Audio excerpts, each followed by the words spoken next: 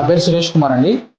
మా పక్క పునర్విగా తనకి ఎస్ఎంఏ టైప్ 1 అని చెప్పేసి మీరు అందరూ వినే ఉంటారు. అది రేర్ డిసీజ్ సార్. అది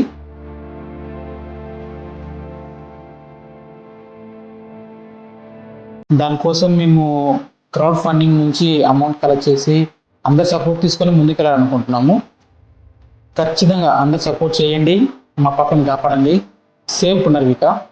థ్యాంక్ యూ అండి.